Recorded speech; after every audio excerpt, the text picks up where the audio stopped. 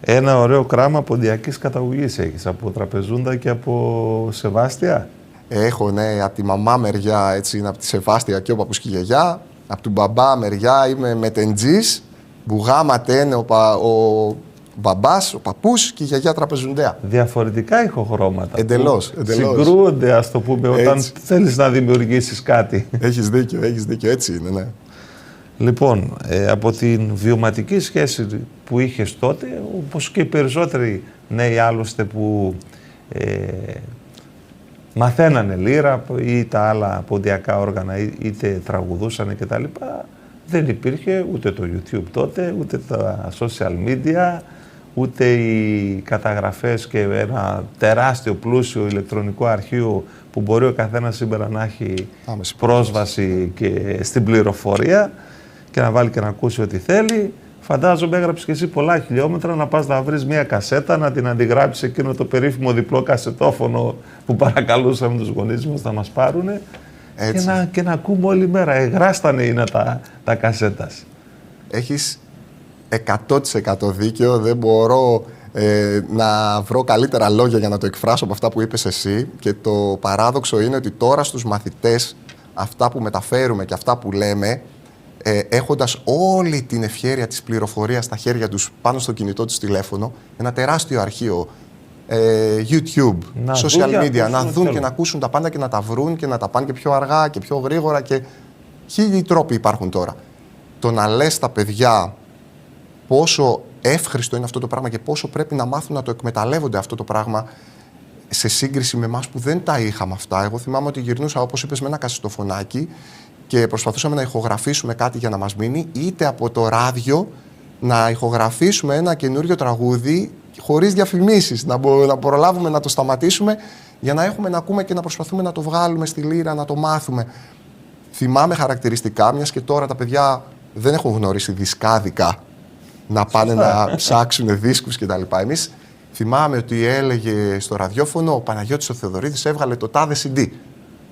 Και πηγαίναμε στο δισκάδικο και λέγαμε θέλω του Παναγιώτη του Θεοδωρίδη το τάδε CD. Και το παραγγέλναν τα δισκάδικα, γιατί κακά τα ψέματα δεν φέρνανε πληθώρα, τα δισκάδικα δικά της επαρχίας, πληθώρα ποντιακών ηχογραφήσεων. Πολλά τα μεταγράφανε και όλα σε κασέτες ήχου. Σωστά. Και τα παραγγέλναμε τα CD για να το πάρουμε και να το έχουμε στην δισκοθήκη μας, να μπορούμε να μάθουμε από αυτό.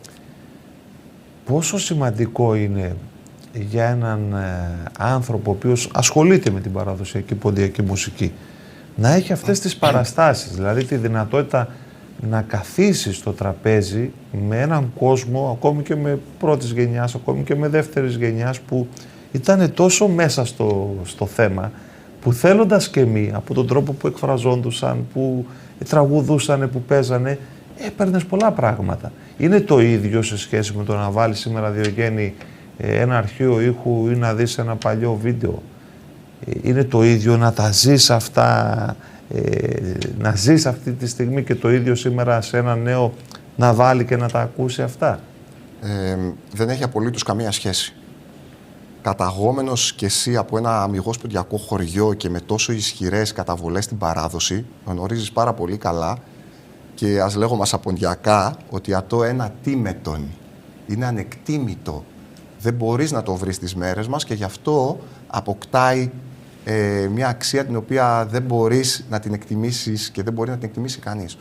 Το βίωμα που λείπει στις μέρες μας είναι το μεγαλύτερο έλλειμμα στους καλλιτέχνες, στους ανθρώπους που ασχολούνται στην παράδοση, στην ποντιακή, στο σύνολό της, και σε όλες τις εκφάνσεις, σε όλες τις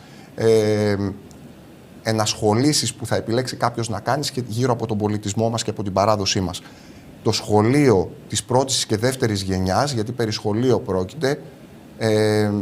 πρόκειται, είναι ανεκτήμητο. Πολλές φορές συζητάω με τον καλό μου φίλο, τον δάσκαλο τον Κοσμά, τον Τζίναλη, που και αυτός ασχολείται με τη συγγραφή κτλ. Και έχουμε συζητήσει, μιας και η γιαγιά μου με τη μάνα του ήταν γειτόνισσες και πολύ καλές φίλες, και συζητάμε, ας πούμε, αυτό τι γνώμη έχεις, πώς θα ήταν πιο σωστό να το πούμε στα ποντιακά, ή αυτή τη λέξη έτσι είναι το σωστό ή έτσι είναι το σωστό. Πώς τη λέγανε. Ναι, και λέω, κοίταξε, του λέω Κοσμά, τώρα σε μια άλλη χρονική στιγμή θα πηγαίναμε απλώς στη μάνα σου ή στη γιαγιά μου Και απλώς θα το ρωτούσαμε και ήταν ένα ζωντανό λεξικό. Έτσι, πολύ σωστά, πολύ σωστά. Ανεκτήμητο. Λοιπόν, μου δίνεις την πάσα τώρα να πάμε σε ένα άλλο πεδίο, εξίσου σημαντικό σε όλη αυτή τη διαδρομή σου έως σήμερα, που έχει να κάνει με τις εκδόσεις και με τις συγγραφές. Το πρώτο ήταν το Εγχορδές Λύρας. Σωστά. Και μάλιστα από έναν ιδιαίτερο και αξιόλογο εκδοτικό οίκο των Ινφογνώμων. Ένας νέος άνθρωπος λοιπόν, τι του κάνει, τι αποτέλεσε αφορμή και λέει: εγώ θέλω να γράψω αυτό το βιβλίο για την εκμάθηση της Ποντιακής Λύρας. Η έκδοση του πρώτου βιβλίου, μιας και το Εγχορδές Λύρας, το πρώτο μου βιβλίο, έχει να κάνει με την εκμάθηση λύρας. Είναι μια εναλλακτική μέθοδος εκμάθησης λύρας, απλουστευμένη, έτσι πολύ εύκολη. Ήταν ο τρόπος με τον οποίο επέλεξα να διδάσκω εγώ στους μαθητές από το 2008 που ξεκίνησα τη διδασκαλία σε μαθητές. Ήταν ο τρόπος που έψαξα να βρω έτσι ώστε να απλοποιήσω όσο γίνεται την εκμάθηση ενός δύσκολου οργάνου όπως είναι η Ποντιακή Λύρα και να προσπαθήσω να μην το τετραγωνίσω μέσα σε ένα ισοσυγκερασμένο σύστημα πενταγράμμου όπως χρησιμοποιεί η κλασική μουσική, για παράδειγμα. Προσπάθησα να κάνω κάτι πιο απλό για να μπορώ να το κάνω και πιο εύπεπτο στα παιδιά τα οποία θέλανε να μάθουν αλλά δεν θα είχαν το βίωμα, όπως είπαμε πριν. Οπότε κατέληξα να φτιάξω μία μέθοδο από το 0 εξ ολοκλήρου και πρότεινα αυτή τη μέθοδο όταν πλέον ολοκληρώθηκε. Είδα τις παραλήψεις της, είδα τις ελλείψεις της, είδα που υστερεί, τι πρέπει να διορθώσω, τι πρέπει να αλλάξω και την παρουσίασα ως ένα ολοκληρωμένο βιβλίο στον κύριο Καλεντερίδη. Πάει λοιπόν ένας νέος άνθρωπος και λέει τον κύριο Καλεντερίδη, τον Σάβα, τον αγαπητό Σάβα, ότι έχω γράψει κάτι για την εκμάθηση της λύρας.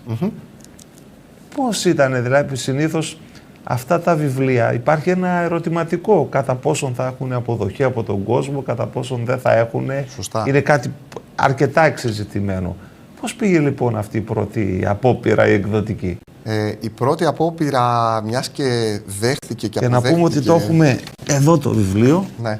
Μιας και αποδέχτηκε είναι αυτό εδώ, αυτή η έκδοση, πολύ όμορφη, εδώ με την λύρα, με τις ρίζες, με τα κλαδιά, με τις νότες και με το χάρτη του πόντου. Σωστά. Μιας και αποδέχτηκε λοιπόν ο κύριος Καλεντερίδης και ο εκδοτικός οίκος την έκδοση του βιβλίου, ήταν βέβαια ένα εγχείρημα λίγο παράτολμο θα πω, και για μένα, αλλά κυρίως για τον εκδοτικό οίκο, γιατί το κοινό στο οποίο απευθύνεται ένα τέτοιο βιβλίο είναι περιορισμένο, κακά τα ψέματα. Παρόλα αυτά, δόξα τω Θεώ, ο κόσμος το αγκάλιασε. Η πρώτη του έκδοση εξαντλήθηκε μέσα σε πολύ λίγες μέρες, σε 18 ημέρες. Και έτσι προχωρήσαμε στην επόμενη έκδοση. Μιλάμε πίσω για το 2019 τώρα. Προχωρήσαμε στην δεύτερη του έκδοση, η οποία κυκλοφορεί μέχρι και σήμερα. Πάρα πολύ ωραία. Το Ατίμετον, το προανέφερες πριν σε μία αποστροφή του λόγου σου, πότε μπήκε στη ζωή σου? Το Ατίμετον ήταν, βέβαια να πούμε στον κόσμο ότι είναι το δεύτερο βιβλίο το οποίο εκδόθηκε, το δεύτερο βιβλίο μου. Ξεκίνησα να το δουλεύω, βασικά θα πω ότι το δουλεύω από τα 17 μου. Για ποιο λόγο? Γιατί τα τραγούδια τα οποία περικλείει μέσα το Ατίμετον, ξεκίνησα να τα γράφω από τα 17 μου. Βέβαια, το Ατίμετον έφτασε στην τελική του μορφή ως ένα βιβλίο σε εισαγωγικά ή και χωρίς εισαγωγικά εκμάθηση της ποντιακής διαλέκτου. Περιέχει τους κανόνες γραμματικής της ποντιακής διαλέκτου, περιέχει τους κανόνες προφοράς της ποντιακής διαλέκτου, ιστορικά στοιχεία για την προέλευσή της, περιέχει προβληματισμούς για την εξέλιξη και την πορεία της στο χρόνο, καθώς και μελοποιημένη ποντιακή ποίηση. Στην ουσία, ποίηματα τα οποία μεταφράζονται σε τραγούδια, υπάρχουν μέσα με μικρό λεξικό κάτω από το κάθε τραγούδι. Επεξηγηματικό. Ναι, για να μπορεί αυτός που δεν γνωρίζει τόσο καλά την ποντιακή διάλεκτο να μάθει κάποιες πιο δύσκολες λέξεις, που δεν τις χρησιμοποιούμε τόσο πια. Ελεύθερη μετάφραση του τραγουδιού στη δίπλα σελίδα, αλλά και η μεγάλη του καινοτομία ήταν τα QR codes κάτω από κάθε τραγούδι, το οποίο μπορεί να το σκανάρει ο άλλος και να ακούει την ώρα που το διαβάζει. Να ακούει και το τραγούδι. Να ακούει και το τραγούδι την ώρα που το διαβάζει. Ναι. Έχεις επιλέξει ένα μοναχικό δρόμο, ας το χαρακτηρίσω έτσι, σε ό,τι αφορά τις δισκογραφικές σου καταγραφές. Δηλαδή, προτιμάς ως επιτοπλίστων προϊόντα δική σου καλλιτεχνικής μουσικής έμπνευσης σε μουσική και στίχους, να τα έχεις, να τα γράψεις στο στούντιό σου και να τα παρουσιάζεις. Είναι ένας δύσκολος δρόμος αυτός, Διογέννη, έτσι δεν είναι? Ναι, είναι ένας πολύ δύσκολος δρόμος, θα έλεγα, γιατί προσπαθείς να κοινωνήσεις συσσαγωγικά κάτι που είναι 100% δικό σου, ένα μουσικό παιδί σου. Και πόσο μάλλον όταν το αναθρέφεις αυτό το παιδί και το φτιάχνεις από την πρώιμη, την πρωταρχική του ύλη, γράφοντας τους στίχους, γράφοντας τη μουσική, κάνοντας την ενορχήστρωση, τα γνωρίζεις πολύ καλά, μιας και είναι και η δική σου δουλειά αυτό, στο τέλος θεωρώ ότι είναι πολύ πιο γλυκό πώς το αποτέλεσμα. Το μπράβο που θα ακούσεις ή το τελικό αποτέλεσμα που θα βάλεις να ακούσεις, σε σχέση με το χωρίς να θες να στον πάρεις τις δουλειές που γίνονται από τους άλλους, αλλά θεωρώ ότι αν μπορείς να το κάνεις, είναι πολύ ωραίο. Και το σημαντικότερο είναι ότι αφήνεις κάτι πίσω σου, το οποίο είναι 100% δικό σου και είναι το δικό σου στίγμα, το δικό σου λιθαράκι, που μπορεί να αρέσει, μπορεί και να μην αρέσει, αλλά θα παραμείνει 100% δικό σου. Είναι δική σου ταυτότητα. Δική σου ταυτότητα. Είναι όμως ένας πιο δύσκολος δρόμος, μια πιο δύσκολη οδός στο πεδίο του ότι παίζω λύρα και τραγουδάω και γίνομαι έτσι ευρύτερα γνωστός. Θα μπορούσε να επιλέξεις είτε να σου γράψουν κάποια άλλη μουσική, στο χώρο καταξιωμένη, είτε να σου γράψουν κάποια άλλη ποντιακό στίχο που η πένα τους, ας το πούμε, έχει δώσει τα δικά της διαπιστευτήρια και πολλά από τα τραγούδια έχουν αναχθεί σε σουξέ, να χρησιμοποιήσουμε και τον όρο τον λαϊκό. Επέλεξες συνειδητά αυτή την πιο δύσκολη οδό, δηλαδή παίζεις λύρα και τραγουδάς. Δεν θα ήθελες, ας το πούμε, μία ώρα αρχίτερα να κάνεις ένα βήμα λίγο παραπάνω σε ό,τι αφορά αυτό που θα εισπράξεις από τον κόσμο για τη συμμετοχή σου και τις εμφανίσεις σου, ή δεν σε ενδιέφερε ποτέ? Είναι πολύ εύλογο το ερώτημά σου και πολύ σωστό. Απλά εγώ ήμουνα και συνεχίζω να είμαι πάντα της φιλοσοφίας ότι γράφω τραγούδια, γράφω στίχο, ειδικά στίχο, με γνώμονα την παρακαταθήκη. Δηλαδή το τι θα αφήσει ο καθένας πίσω μας, τι θα αφήσει ο καθένας πίσω του και τι θα αφήσουμε όλοι μας πίσω μας, για να μπορέσει να αποτελέσει το έναυσμα για να ξεκινήσει και κάποιος άλλος όταν θα φύγουμε εμείς. Όπως μας άφησαν και κάποιοι άλλοι. Χωρίς, όπως είπα και πριν, να θέλω να υποτιμήσω τους δημιουργούς. Υπάρχουν πάρα πολλοί αξιόλογοι δημιουργοί και πάρα πολλοί αξιόλογοι καλλιτέχνες και συνθέτες και τραγουδιστές και λιράριδες και στιχουργοί, πάρα πολλοί αξιόλογοι. Όπως είπες, μας έχουν αφήσει διαμάντια πίσω μας. Χωρίς να θέλω να υποτιμήσω κανέναν, επέλεξα να γράφω τα δικά μου τραγούδια, χωρίς να στοχεύω ποτέ το τραγούδι αυτό καθεαυτό να γίνει επιτυχία ή σουξέ. Δεν προτίμησα ποτέ μου να γράψω εύπεπτο στίχο. Προσπαθώ πάντα να χρησιμοποιώ στους στίχους μου και λέξεις οι οποίες δεν θα ακούγονται πάρα πολύ συχνά στα τραγούδια. Και όπως έχω γράψει και μέσα στο Ατίμετον, θεωρώ ότι ένας λόγος, από όλους τους λόγους για τους οποίους τείνει να χαθεί η ποντιακή διάλεκτος στην καθημερινότητά μας, είναι και η συγγραφή τραγουδιών μίας μόνο θεματολογίας. Δηλαδή τα περισσότερα ποντιακά τραγούδια στο σήμερα ερωτικά είναι για την αγάπη και τον έρωτα. Αυτό περιορίζει κάπως τους στιχουργούς στο να χρησιμοποιήσουν μια μεγάλη γκάμα λέξεων. Παλιότερα, αν θυμηθείς, επειδή ασχολείσαι πολύ με αυτά τα πράγματα, ξέρεις πολύ καλά ότι τα τραγούδια παλιά ήταν για τους μόχθους της εργασίας, για τους μήνες ή για τις μέρες, για την ξενιτιά, για τον πόνο του ξεριζωμού. Αυτά τα τραγούδια πλέον δεν είναι, η θεματολογία τους δεν είναι τόσο διαδεδομένη πλέον. Ίσως όμως δεν φταίνε οι στιχουργοί.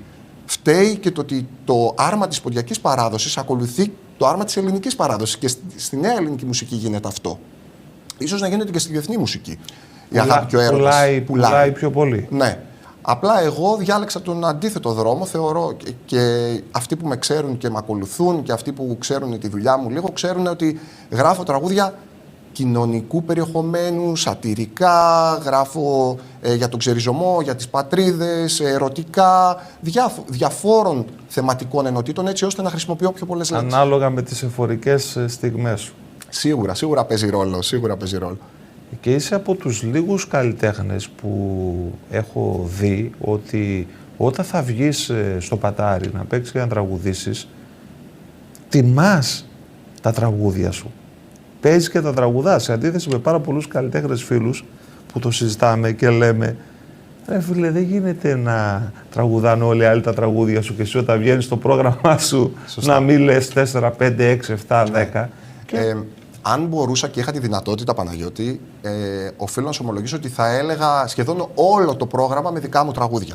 Βέβαια αυτό δεν γίνεται, για να είμαστε και λίγο ρεαλιστές, γιατί ο κόσμος θέλει να ακούσει και τραγούδια που τα ξέρει, τραγούδια που του αρέσουν και οφείλεις ως καλλιτέχνης να παίξεις και συναδέλφους και ως διασκεδαστής να κάνεις τη δουλειά σου και να παίξεις διάφορα τραγούδια. Αλλά ναι, σίγουρα αν δεν τιμήσεις εσύ ο ίδιος τις δημιουργίες σου, δεν θα το κάνει κάποιος άλλος και είναι και λογικό, νομίζω. Να επιστρέψουμε λίγο στο ατίμετο, γιατί το βιβλίο κάποια στιγμή εκδίδεται και στην αγγλική. Αυτό από πού προέκυψε? Αυτό προέκυψε, ήταν ίσως το δυσκολότερο εγχείρημα που έχω κάνει μέχρι τώρα και δεν το έκανα φυσικά μόνος, το έκανα με τον καλό μας κοινό φίλο, τον Κώστα τον Παταρίδη, στη Μελβούρνη της Αυστραλίας. Αποφασίσαμε, μετά και τα ταξίδια μου στην Αυστραλία, στις περιοδίες, αποφασίσαμε, μιας και είδα το επίπεδο γνώσης της ελληνικής πρώτα και μετέπειτα της ποντιακής, αποφασίσαμε πως είναι, αν όχι μαθηματικά βέβαιο, σχεδόν αδύνατο ότι θα μπορέσει κάποιος που δεν είναι η μητρική του γλώσσα τα νέα ελληνικά να μπορέσει να μάθει ποντιακά μέσα από ένα τέτοιο βιβλίο. Όταν καλά-καλά δεν ξέρει ακόμα τη νέα ελληνική. Στο εξωτερικό το συναντάμε σε πολύ μεγάλη έκταση, σε πολλά ελληνόπουλα που καλά-καλά δεν ξέρουν 5-10 λέξεις να πούνε ελληνικές και όμως τα βλέπεις ότι στο χορό χορεύουν σέρα και σύεται η γη. Το DNA αυτό που λέμε. Ή τραγουδάνε ένα τραγούδι που μπορεί να μην ξέρουν καν τι λένε τα λόγια και όμως το τραγουδάνε με τέτοιο πάθος και με τέτοια ζωντάνια που λες τι γίνεται εδώ, κάτι γίνεται εδώ. Σωστά, γι' αυτό και ακριβώς ήθελα να πω ότι ήταν το έναυσμα αυτό το πάθος, αυτή η φλόγα του κόσμου της παροικίας να μάθει ποντιακά. Θεώρησα ότι αξίζει τον κόπο να δουλέψουμε 11 ολόκληρους μήνες μαζί με τον φίλο μου τον Κώστα για να μπορέσουμε να κάνουμε αυτή την έκδοση που είναι κάτι που δεν έχει ξαναγίνει στην ιστορία των ποντιακών. Είναι μια πολύ πρωτοποριακή έκδοση. Είναι το πρώτο βιβλίο εκμάθησης ποντιακής διαλέκτου και ποντιακής ποίησης που μεταφράζεται στην αγγλική γλώσσα. Κάποιος που θα το κρατήσει στα χέρια του. Είχε αποδοχή, γιατί νομίζω το παρουσίασε στο Πανεπιστήμιο της Αυστραλίας. Ναι, το παρουσιάσαμε στο Πανεπιστήμιο του New South Wales εκεί στο Σίδνεϊ.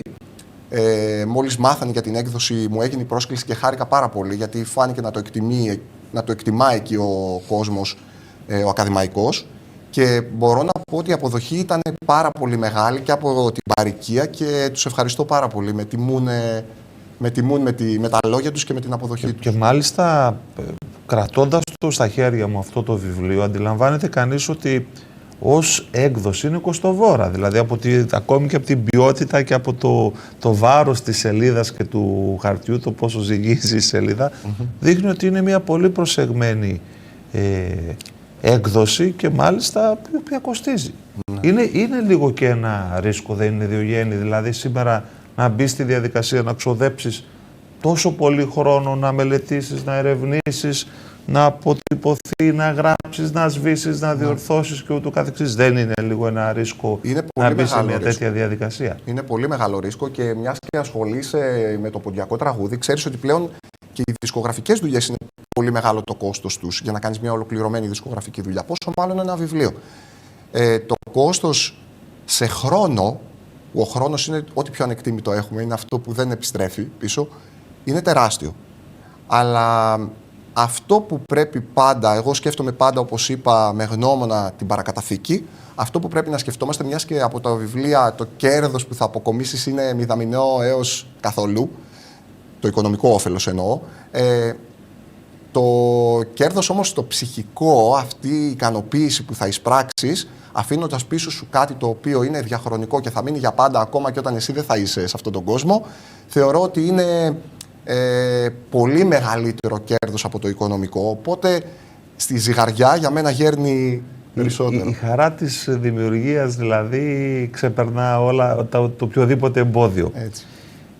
Δεν θυμάμαι που κάπου έτσι άκουσα ή διάβαζα να βγάζεις μια πικρία σε σχέση με την αποδοχή και με τη στήριξη, αν θέλεις, αυτού του έργου που, όπως πολύ γραφειρά το περιέγραψε, είναι ένας καρπός συστηματικής έτσι δουλειάς, διάθεσης πολύ χρόνου από την ζωή σου και τα λοιπά, που το έκανες με γνώμονα να βάλω κι εγώ ένα λιθαράκι σε αυτό που λέμε, να πάει λίγο παραπέρα η ποντιακή μας διάλεκτος ή να δώσουμε και τη δυνατότητα σε κάποιους ανθρώπους που δεν γνωρίζουν και θέλουν να μελετήσουν, είτε νέοι άνθρωποι είτε οτιδήποτε, να έχουν στα χέρια τους ένα σπουδαίο εγχείρημα, όπως υπάρχουν και πάρα πολλά από άλλους έτσι, συγγραφείς και δημιουργούς. Έβγαλες εκεί μια πικρία. Θέλω λίγο να το σχολιάσουμε αυτό. Ναι, έχω βγάλει πικρία και το λέω και συχνά, να σου πω την αλήθεια, γιατί μου φαίνεται εξαιρετικά παράδοξο να έχουμε τόσα πολλά άτομα στα ποντιακά που ασχολούνται με τον οργανωμένο ποντιακό χώρο και που ασχολούνται και με τους συλλόγους και με πολλά πράγματα γύρω από τα ποντιακά και να μην στοχεύουμε στην ουσία του πράγματος. Θεωρώ παράδοξο κάποιος, ας πούμε, αν μιλήσω ακόμα και για τη δική μου την περιοχή, να έχουμε, ας πούμε, 7-8 ποντιακούς συλλόγους και να έχεις κάνει το ένα βιβλίο πίσω από το άλλο, κάποια εγχειρήματα τα οποία, όπως είπες, είναι πρωτοποριακά και να μην σου λέει ένας σύλλογος, ξέρεις τι, έλα δώσε εμάς, να κάνουμε μια παρουσίαση του βιβλίου. Και αν βγούμε και από τα στενά περιθώρια της περιοχής, ακόμα και στα σύνορα της Μακεδονίας, της Θράκης, της Θεσσαλονίκης, γύρω-γύρω των προαστίων κτλ. Να σου πει κάποιος, ξέρεις τι, έλα εδώ, λίγο να δούμε τι είναι αυτά που έχεις κάνει. Τι είναι αυτά που δεν το έχω ξαναδεί αυτό. Λίγο να το δείξουμε στον κόσμο, λίγο να το δείξουμε στα παιδιά. Λίγο να προσεγγίσουμε ένα κοινό με πιο ουσιώδη τρόπο, εκτός του χορού, ας πούμε. Υπάρχει δηλαδή η μονοκαλλιέργεια του χορού. Υπάρχει δυστυχώς από τους συλλόγους, το έχω γράψει μέσα στο Ατίμετον. Στην πλειοψηφία τους οι σύλλογοι ασχολούνται αποκλειστικά με την ενασχόληση της εκμάθησης χορού, ενώ θα έπρεπε να προσπαθούμε να προωθήσουμε και τα υπόλοιπα τμήματα, όπως το τμήμα, ας πούμε, της εκμάθησης ποντιακής διαλέκτου, που είναι η επιτομή του πολιτισμού μας η διάλεκτος, όπως και το θέατρο, μιας και γεννήθηκε και στην Ελλάδα το θέατρο, και είναι τμήματα τα οποία είναι πολύ πολύ απαξιωμένα. Τα έχουμε, και οι σύλλογοι τα έχουν σε δεύτερη μοίρα. Το τμήμα εκμάθησης ποντιακών οργάνων, το τμήμα της δανειστικής βιβλιοθήκης, το τμήμα της λαογραφίας, το τμήμα της γαστρονομίας. Και υπάρχουν πάρα πολλά πράγματα τα οποία μπορούν οι σύλλογοι να ασχοληθούν. Να βγούμε λίγο από τα στενά περιθώρια της εκμάθησης αποκλειστικά χορού. Βέβαια, είναι αλήθεια και δράτω με τις ευκαιρίες με αυτό που λες, να πούμε ότι τα τελευταία χρόνια βλέπουμε λίγο φως στον ορίζοντα. Έχεις γιατί δίκιο. από πολλά σωματεία εντάσσουν στο ενεργητικό τους ανθρώπους εξειδικευμένους που θα διδάξουν την ποντιακή διάλεκτο. Και το ακόμη πιο ευχάριστο είναι, Διογέννη, ότι υπάρχει και αποδοχή σε αυτά τα τμήματα. Ναι. Βλέπω δηλαδή πολύ κόσμο να πηγαίνει και να παρακολουθεί μαθήματα ποντιακής διαλέκτου.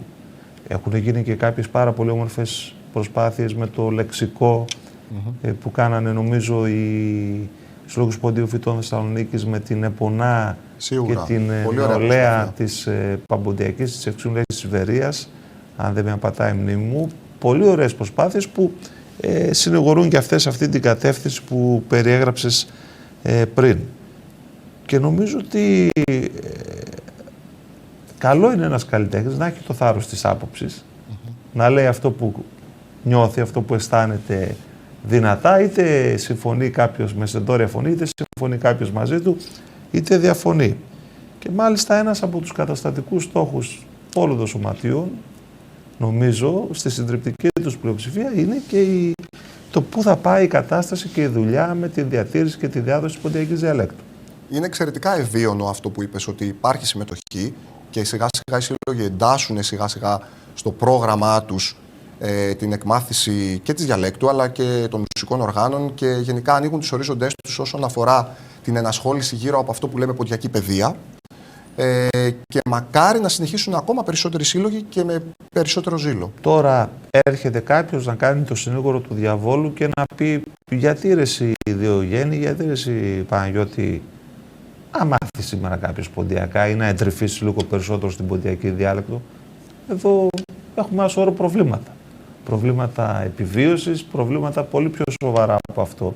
Ναι. Για ποιο λόγο είναι μια μόδα των καιρών, τι θα δώσει σε κάποιον και ιδιαίτερα σε κάποιον νέο να μπει έτσι λίγο πιο ζεστά σε αυτό το κομμάτι. Αν μιλούσαμε καθαρά για την εκμάθηση ενός ποντιακού οργάνου ή για την εκμάθηση ενός χορού, θα μπορούσα να πω ότι ναι, ίσως και να είναι μόδα.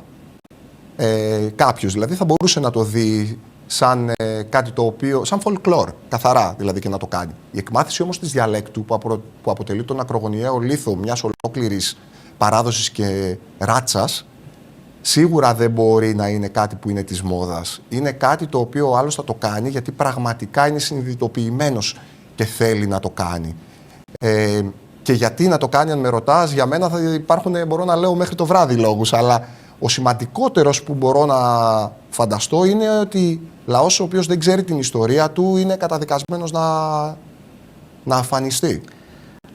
Σε όλη αυτή την προσπάθεια υπήρξε κάποια στιγμή που είχες κάποια εισερχόμενα τα οποία σε στεναχώρησαν και να πεις ρε εσύ δεν πάει άλλο, θα τα παρατήσω ή δεν αξίζει τον κόπο, δεν παίρνω αυτό το feedback, πώς το λένε. Έπρεπε να είναι εδώ η γυναίκα μου να τη ρωτήσεις πόσες φορές το λέω και πόσο συχνά το έχω πει.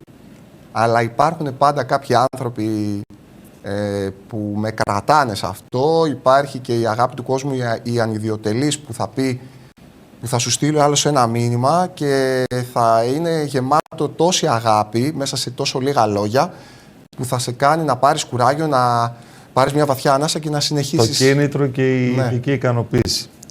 Ομολογώ ότι από όλες αυτές τις εκδοτικές σου προσπάθειες, αυτή που με άγγιξε πάρα πολύ, για διάφορους λόγους, τους οποίους θα εξηγήσουμε στην συνέχεια, είναι και το όνομα, έτσι. Είναι ο φίλος μου Πάντζον. δεν είναι μόνο από το όνομα, αλλά βλέπω εδώ μία πάρα πολύ όμορφη προσπάθεια από το Διογέννη, ο οποίος μπαίνει στη διαδικασία να γράψει ένα παραμύθι στην ποντιακή διάλεκτο και μάλιστα με δυνατότητα ακρόασης έτσι πολύ όμορφης, με πολύ ωραίες εικονογραφήσεις, και μου κάνει έτσι μεγάλη εντύπωση που μου είπες ότι όλα αυτά, ακόμη και από τις εικονογραφήσεις με τη βοήθεια της AI, κάθισες και τα έκανες μόνος. Ναι, αυτό το βιβλίο που κρατάς στα χέρια σου, πριν είπα ότι το ατί στην αγγλική του έκδοση ήταν πολύ δύσκολο εγχείρημα, ίσως το δυσκολότερο, όσον αφορά την υλοποίησή του, αλλά το παραμύθι το ποντιακό και να προσεγγίσεις τις παιδικές ψυχούλες, ίσως είναι πολύ δύσκολο και θέλει εξαιρετικά μεγάλη προσοχή. Τα παιδιά είναι οι πιο αυστηροί κριτές. Και έχοντας παιδιά, προσπάθησα να γράψω ένα παραμύθι στην ποντιακή διάλεκτο, αλλά έχοντας στο πλάι μου τα δικά μου παιδιά ως τους πιο αυστηρούς κριτές, έτσι ώστε να γίνει όσο γίνεται καλύτερο. Έτσι φτάσαμε στην έκδοση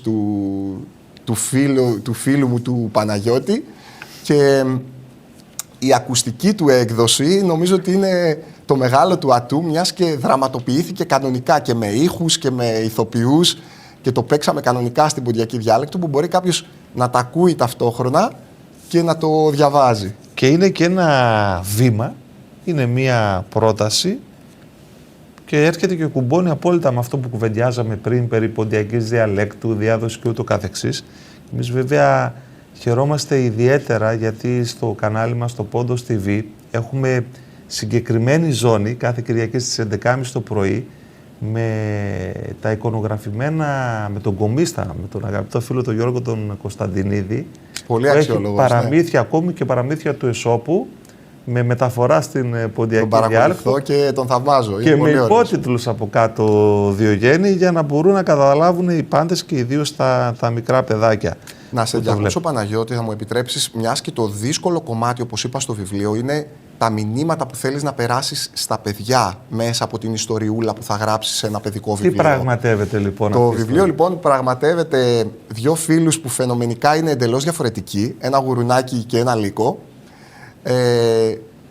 Πώς καταφέρνουν, ενώ ο προγραμματισμός είναι να φαγωθεί το γουρουνάκι, να γίνει γεύμα για τα εμπονέστε που έρτανε, με την οικογένεια των λύκων, πώς καταφέρνει μέσα από την εξυπνάδα του και μέσα από την καλοσύνη του και την καλή του ψυχούλα να προσεγγίσει τον Λύκο, να γίνουν φίλοι και εν τέλει να τη σκαπουλάρει, αν θέλεις, να τη γλιτώσει.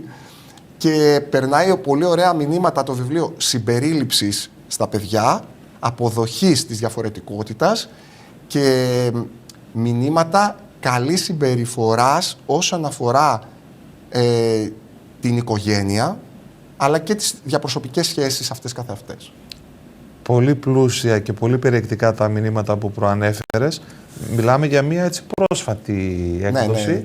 η οποία νομίζω ότι κάπου την παρουσίασε. Είχε στη χαρά να την παρουσιάσει και φαντάζομαι θα ακολουθήσουν και άλλες παρουσιάσεις. Η πρώτη του παρουσίαση έγινε τώρα το Δεκέμβρη που μας πέρασε στην Αριδαία και είχε πολύ μεγάλη αποδοχή και ευχαριστώ τον κόσμο που με τίμησε για άλλη μια φορά. Όλες οι παρουσιάσεις μου... Τα παιδάκια πώς το είδαν, το διασκέδασαν? Τα παιδάκια το λάτρεψαν από θέμα ειδικά της εικονογράφησης, μιας και είναι πολύ ζωντανές οι εικόνες της τεχνητής νοημοσύνης. Τα παιδάκια το λάτρεψαν και χαίρομαι που παιδάκια, όπως πήγα πρόσφατα την προηγούμενη εβδομάδα και σε ένα δημοτικό σχολείο που ήμουν προσκεκλημένος για να το παρουσιάσω στην Αριδαία, στο 4ο Δημοτικό. Θα ακολουθήσουν βέβαια και άλλες παρουσιάσεις στα υπόλοιπα δημοτικά σχολεία. Είδα ότι τα παιδάκια έρχονται πολύ εύκολα σε επαφή με την ποντιακή διάλεκτο και αυτό θα έπρεπε να θορυβήσει, όπως είπαμε, τους ανθρώπους του οργανωμένου ποντιακού χώρου. Έρχονται πολύ εύκολα, περισσότερο από όσο νομίζουμε, σε επαφή και σε κατανόηση της ποντιακής διαλέκτου και μπορούν να μάθουν πράγματα όσο και αν μας φαίνεται εμάς ότι θα είναι δύσκολο να τα κατανοήσουν. Αυτό να πούμε ότι σε προηγμένες χώρες, στο κομμάτι της εκπαίδευσης που είναι σε πολύ υψηλά standards, το κάθε τι ξεκινά από την βρεφική, ακόμη από την νηπιακή ηλικία. Παναγιώτη, επενδύουν πάρα πολύ σε αυτές τις ηλικίες.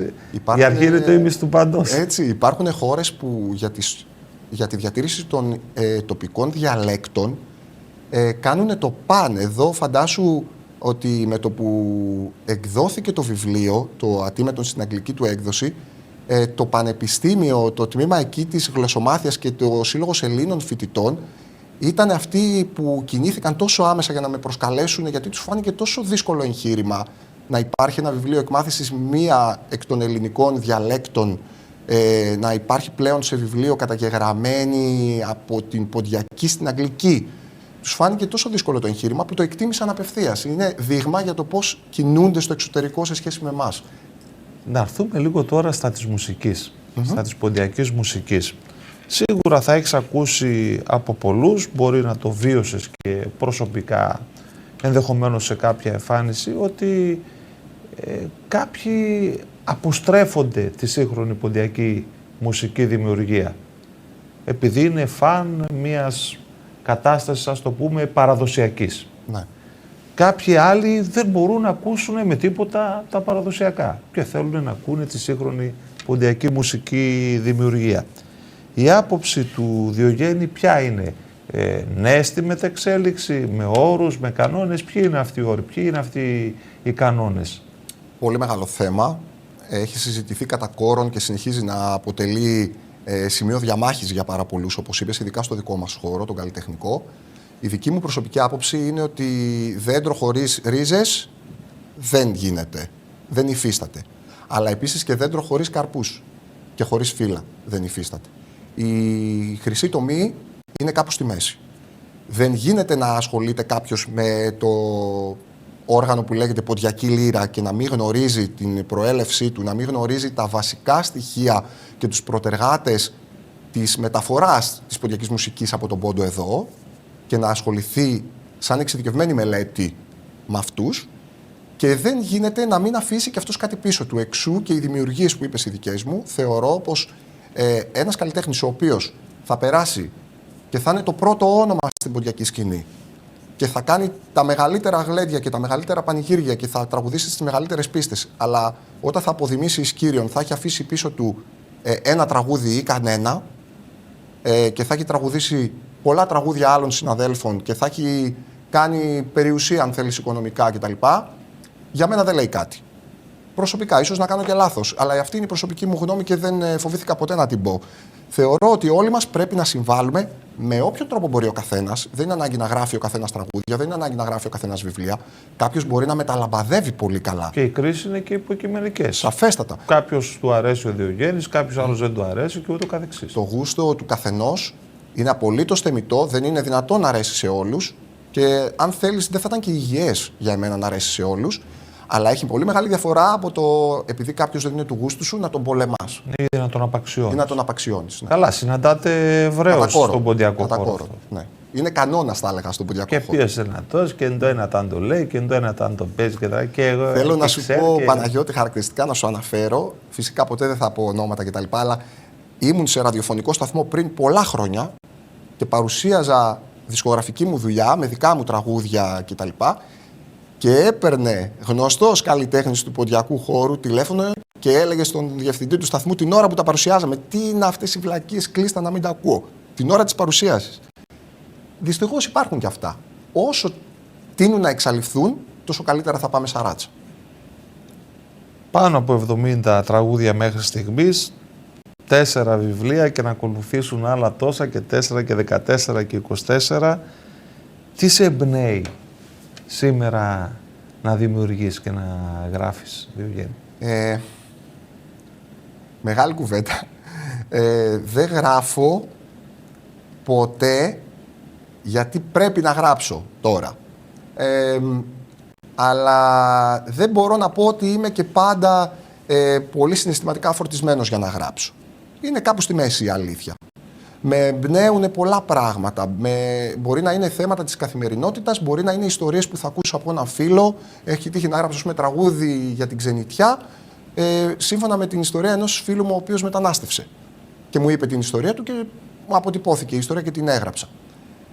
Όσον αφορά τη μουσική, αυτό και τα τραγούδια, όπως είπα, προσπαθώ πάντα να καλύψω πολλές θεματικές ενότητες ώστε να παραμείνει κάτι πίσω πιο, με περισσότερο πλουραλισμό όσον αφορά το λεξιλόγιο. Το συγγραφικό κομμάτι είναι κάτι διαφορετικό όσον αφορά τα βιβλία. Το συγγραφικό κομμάτι είναι κάτι που δεν το προγραμματίζω σαν στόχο. Για να κάνω το επόμενο βιβλίο μου πρέπει να είναι αυτό. Πρέπει κάτι να με παρακινήσει ιδιαίτερα, μια σπίθα δηλαδή, για να μπει η φωτιά και να ξεκινήσω τη δουλειά. Γιατί για να τελειώσει κάτι τέτοιο θέλει πολύ χρόνο. Από το 2024 επιτέλους μια απόφαση του Υπουργείου Πολιτισμού έρχεται και βάζει τη λύρα ως ένα από τα παραδοσιακά μας όργανα, το οποίο πλέον διδάσκεται επίσημα και σε οδεία. Ποια είναι η σχέση σου με τους μαθητές και τι συμβουλεύεις σε έναν μαθητή που περνάει την πόρτα του οδείου και λέει «Γεια σας κύριε Αϊνατζή, ήρθα να μάθω λύρα». Τι είναι τα πρώτα λόγια που του λες? Ποια είναι τα πρώτα λόγια? Αισίως τα παραδοσιακά όργανα αναγνωρίστηκαν επιτέλους από το κράτος, κάλλιο αργά παρά ποτέ που λέμε, γιατί ήταν εξαιρετικά τραγελαφικό να μπορεί κάποιος να πάει να μάθει όλα τα όργανα και να πάρει ένα χαρτί στα χέρια του, αλλά να μην μπορεί να το κάνει με τη λύρα, με το ακορντεόν, ας πούμε, ή με το κλαρίνο το παραδοσιακό ή με το κανονάκι. Τι λέω στους μαθητές? Στους μαθητές, τώρα μιας και διδάσκω βέβαια πολλά χρόνια, αλλά στα οδεία τα τελευταία χρόνια, στους μαθητές πάντα θέτω ένα δίλημμα. Θέλεις να μάθεις να παίζεις λύρα για να παίζεις για τον εαυτό σου? Μπορείς να μάθεις τα τραγούδια που αγαπάς εσύ. Θέλεις να γίνεις πόντιος λυράρης? Θα πρέπει να μάθεις την ποντιακή παράδοση όσο καλύτερα μπορείς, να μάθεις την προέλευση του οργάνου καλά και ποιους πρεσβευτές είχε άξιους αυτό το όργανο για να φτάσεις στο σημείο που είναι αυτό στα χέρια τα δικά σου και να το ξέρεις εσύ αν θέλεις, γιατί μπορεί να μην το ξέραμε καν κάποιοι. Θα πρέπει και σίγουρα να μάθεις ένα πολύ μεγάλο εύρος ποντιακών τραγουδιών, χορών, για να μπορέσεις να καλύψεις αυτό το κομμάτι. Δεν γίνεται να είσαι πόντιος λυράρης και να μην τα ξέρεις αυτά. Δεν γίνεται. Σωστά. Και τρίτο στάδιο, αν θέλεις να γίνεις μουσικός. Εκεί νομίζω ότι είναι ένα βήμα παραπάνω που πρέπει να αρχίσεις να ανοίγεις τους οριζοντές σου και πέρα από την ποντιακή μουσική. Και να μελετήσεις και πολλά άλλα πράγματα. Με σαφέστατο διαχωρισμό όταν πρέπει να τα διαχωρίσεις αυτά τα δύο, αλλά μπορείς να μελετήσεις και το όργανο καθαρά σαν ένα μουσικό όργανο και τις δυνατότητές. Υπάρχει κάποιο όνειρο που δεν κατάφερες να πραγματοποιήσεις μέχρι σήμερα ή που αποτελεί και ένα αποθυμένος, αν θέλεις?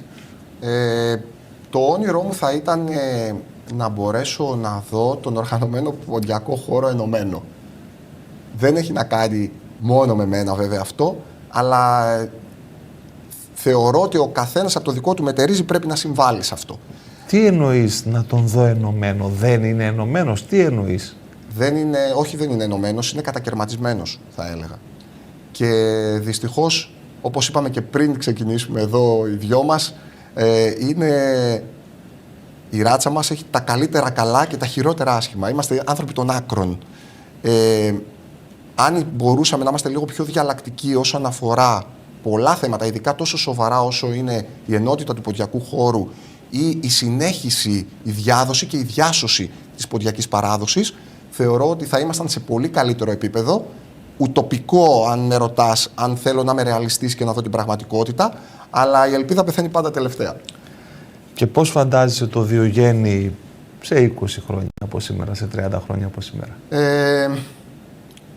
Δεν θέλω να το φαντάζομαι, να σου πω την αλήθεια. Θέλω να ζω την κάθε μέρα και να απολαμβάνω την κάθε στιγμή. Θέλω να το μόνο που θα ήθελα να κρατήσω και να μην το αλλάξω, σίγουρα είναι το ότι δεν θεωρώ ότι έχω εχθρούς. Εγώ αγαπώ τον κόσμο όλο. Αν κάποιοι θεωρούν τον εαυτό τους εχθρό μου, θέλω να ζουν αυτοί με το βάρος, όχι εγώ. Εγώ θέλω να κοιμάμαι και συνεχίζω να κοιμάμαι ήσυχα το βράδυ. Θα μας τραγουδήσεις κάτι ακαπέλα πρωτού κλείσουμε? Τι να σας πω, να πω... Θα πω ένα τραγούδι που το έγραψα εγώ και σε μουσική και σε στίχους. Να πω δηλαδή 2 στιχάκια από αυτό να πούμε. Το τραγούδι λέγεται «Μεσέλ».